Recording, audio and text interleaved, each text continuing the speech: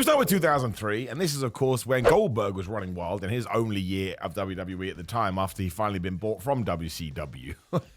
We got to the Elimination Chamber. Now, I remember this because I am an old man, and everyone was like, Goldberg is definitely going to win. Goldberg is definitely going to win because it was an Elimination Chamber match, and who was the champion at the time? It was Triple H, and look at the rest of the field. Chris Jericho, Shawn Michaels, Randy Orton, Kevin Nash, and that was it. I used the wrong tone of voice there to say the last one, but when you went through them, even now, looking back, people were like, well, none of them are going to win the World Championship. This is definitely coming down to Triple H versus Goldberg, which is what happened at the October show, whatever the next pay-per-view was. What the hell was that? No Mercy? I can't remember. But of course, Triple H, as he knew that eventually he was going to have to drop into Bill, made sure that he was victorious at the Elimination Chamber. And listen, I was only basically learning about forums, or whatever you want to call it, message boards back in 2003. But even I remember, all these years later, everybody was super duper pissed. Now, actually, this one would make no difference in the grand scheme of things, because again, Goldberg was going to win it anyway. Triple H was going to win it back with shenanigans aplenty. Then Goldberg was going to leave, and everything in 2003 kind of got deleted anyway. And speaking of that, we move on to 2004, and we're just going to fly by this one because I find it difficult to talk about. We talked about this before.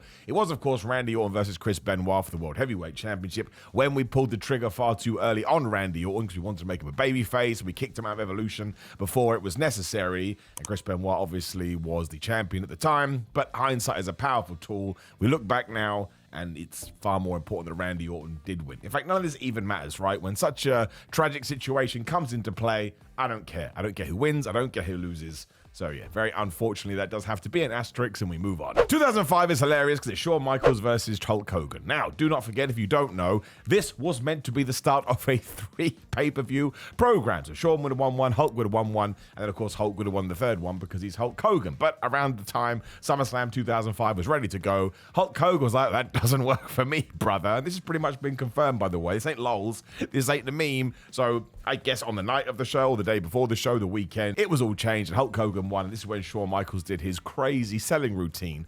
Although he did say this in an interview, and I went back and watched, he does oversell in a fun way. I really like Shawn Michaels overselling, but he does do that a lot in all of his matches with big guys. There's one from Kevin Nash in the mid to late 90s, which is very, very similar. But yes, he does turn it up to 42 here.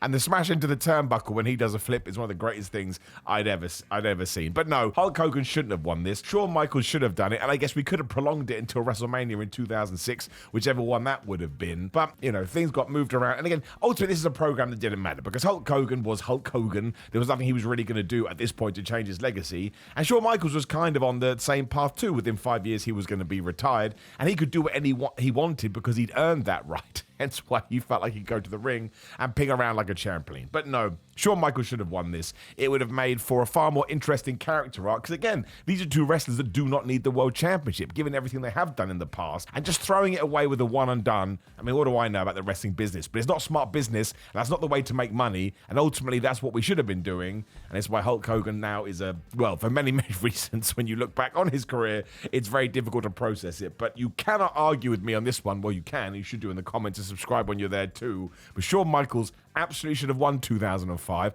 And look what it would have given us. Who knows where we would have got to in the third match. If you get to WrestleMania of a trilogy of matches between these two, maybe they do some crazy stipulation. That would have been nuts. 2006 is Edge versus John Cena. Now, this was the one where if Edge got DQ'd, he would lose the title, right? Because he was just being a massive idiot at the time. Although, in many ways, it was the Rated R Superstar's peak. He was just superb, Edge, during this period where he was rising to the top, and his feud with Cena is underrated, I would say. And the funny thing about this is it does end with Lita getting FU'd, right? Edge basically pushes her away like, you can get screwed instead. When he gets, I think it's brass knucks, and he punched John Cena and lays him out. So he could have got DQ'd if the referee was watching, but the referee was spinning around like he's Kylie Minogue because he couldn't handle that Lita was getting involved, which also actually should have been a disqualification. But look, the reason this was kind of good is because it did put that seed of doubt in your mind that maybe Edge would get DQ'd, you could do it that way, or that John Cena would get the victory. The fact that Edge was able to retain his title on that one, I think, was awesome because 2006 John Cena was winning a lot of matches.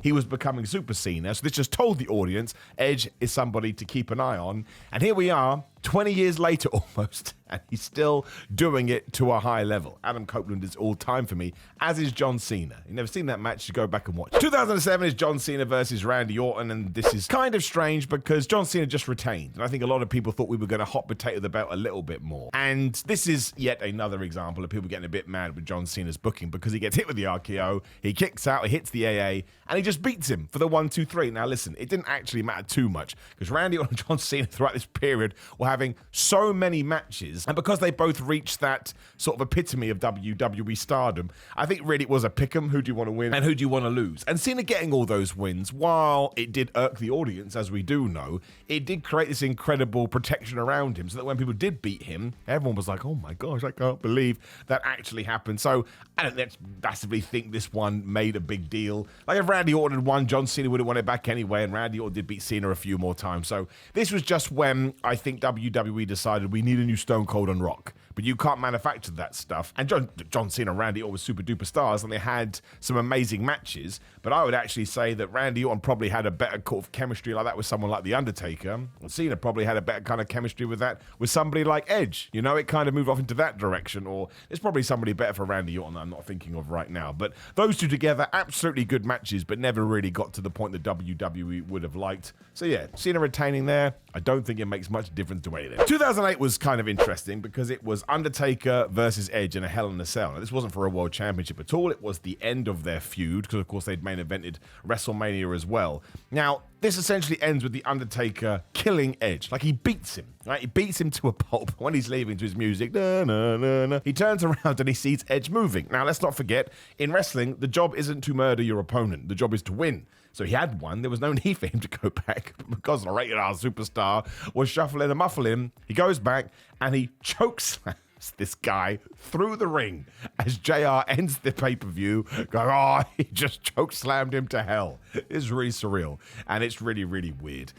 Should Edge have won? I mean, potentially. But Edge did get a few victories in between all of this as well. I suppose the problem isn't the right word. I think this is on a tightrope a little bit. Well, no, it is difficult because Edge didn't want to beat The Undertaker at WrestleMania. Probably the right call looking back now. So obviously Undertaker won that one and became the world champion. You fast forward it 6 months, whatever it is, and given that it is hot WrestleMania, maybe Edge should have won that one because he wasn't able to win WrestleMania. Or SummerSlam, you can do whatever you want. But it didn't hurt Edge at all. Like, he remained on top of the card, and I do think it was one of those feuds which actually told the fans you should take Edge more seriously, and you should see him at the tippity top if you don't already. So, I mean, I'm always going to rely on the fact that if you have he's not really a young up-and-coming star here, but he is the dude that could have got more out of beating The Undertaker because The Undertaker's the flipping Undertaker. So I would say that one was a mistake. However, when I did go back and watch it and you get that ending, I laughed out loud. And if you get entertained with that much, I can't be that mad. 2009 is great because the main event is CM Punk beating Jeff Hardy in a TLC match. It's kind of funny. You know how it ends? A year on, The Undertaker turns up and kills CM Punk. It's like, what's the deal, dead man? Why do you keep doing that? But listen, the feud between Jeff Hardy and Punk is awesome, mostly because it was kind of real, and that's one of the reasons it ended, because Jeff Hardy did go back through some of his personal problems. The promos, the build, the fact that they do close the show and it's a TLC match and it's pretty damn brutal, and CM Punk wins the championship. It is excellent. Especially back in 2009, because these are the guys that people wanted to see on top. So the fact that it's kind of a false dawn, because we act like we're going to do this and we never pulled the trigger properly. However, if we do take it in a bubble, which you can do if you go through all of these matches, Punk winning is the right move, especially because, again, Jeff was about to go through it. And the feud with The Undertaker was interesting. Again, it's all out there if you want to read about it, but it's another one. Punk should have beaten The Undertaker, and he did kind of, but he also didn't. But again, if we just watch it on this evening, definitely the right thing to make, and seeing the asshole, as he was at the time, like super asshole CM Punk, win the title after he told Jeff Hardy that's what he was going to do to him. It's really, really good stuff, and it's no surprise that in a couple of years, well, Punk was kind of going to rise to the top. We'll get there in a second. Because before then, it's 2010, Team WWE, I always forget it, Cena, Morrison, Truth, Bret, Edge, Jericho, and Daniel Bryan, of course, coming back, versus the Nexus. I just tell you what I've written here. 2010, no. Worst decision ever. We all know this. John Cena should never have beaten the Nexus. Chris Jericho has come out and said this. Edge has come out and said this. It just wasn't the thing to do. John Cena would have been totally fine. John Cena was the Undertaker by this point. And if the Nexus had won, not all of them would have gone on to be stars. There's just no way that was possible. There was too many of them. But you absolutely could have heated up a Wade Barrett. If nothing else, he could have become the guy. And I think Wade has gone on record and said this, that he felt that kind of cut off his momentum and he had to change things up when he came back as Bad News Barrett eventually. But no, it was not the right booking. It just wasn't, because the Nexus only come in a few months before this. They were super duper hot. And Daniel Bryan getting fired for choking Justin Roberts was ridiculous because he was told to. But that actually almost helped it give it a real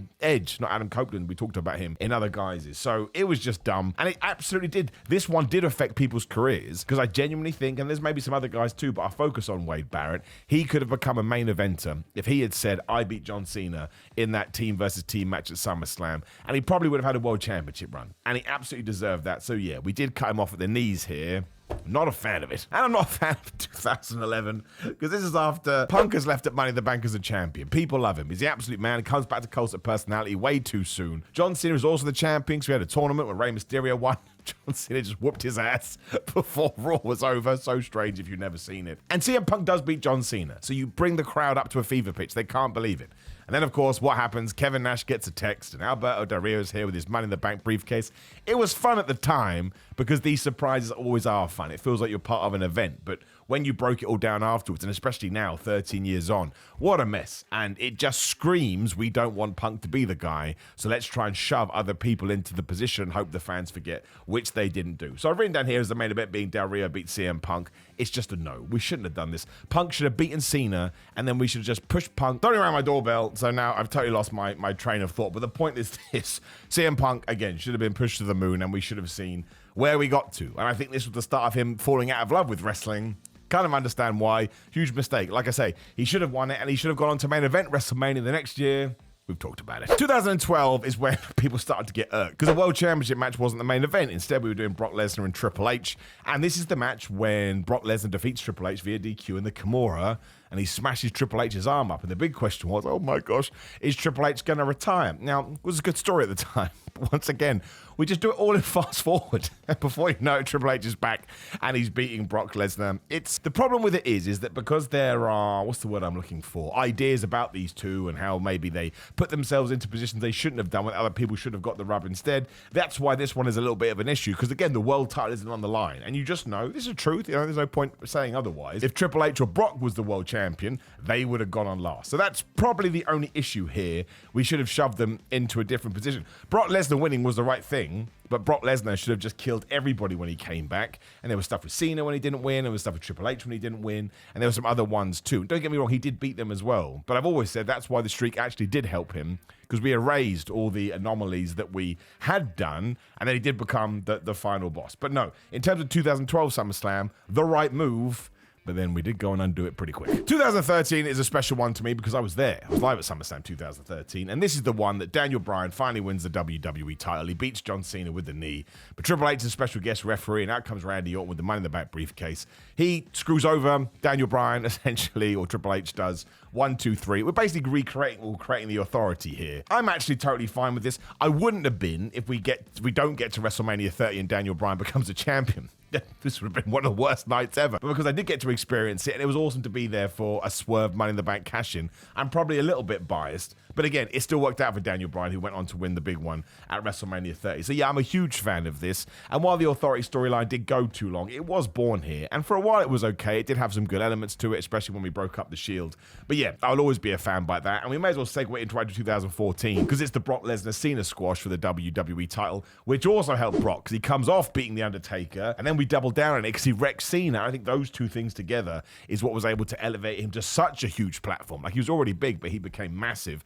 And don't forget, that was meant to be Daniel Bryan. Don't listen to all this stuff that is out there. If you look at the timeline, Daniel Bryan would have still been the champion. He would have beaten Kane, but very sadly, he did get injured and he had to go away. And that then changes things hugely, and I wouldn't have agreed with it. But it goes back to what we said a few years before this, back in 2010, and now we're in 2014 or whatever it is. John Cena could lose. John Cena could be squashed, and ultimately we just took the power of John Cena and we put it into Brock's hands, and then afterwards John Cena was totally fine because he is John Cena. So that is one of my favorite WWE main events. It surprised me, and it was the right thing to do. And you knew it was the right thing to do because you watched it and you're like, man, that was brave and good. 2015 is when the Undertaker and the Brock stuff is still continuing, and essentially we all felt like, or the company did, whatever you want to say, that Taker should get his win back, but weren't sure how to do it because we also didn't want Brock to lose. So Taker does tap out, but the referee doesn't see it. Obviously, Brock feels it, so he thinks he's won. When the Undertaker boots him in the balls for like the 37th time in a row, and then eventually beats him. So it's very, very wishy-washy, but the match is quite good. Again, I always think these two had really, really good chemistry, ironically,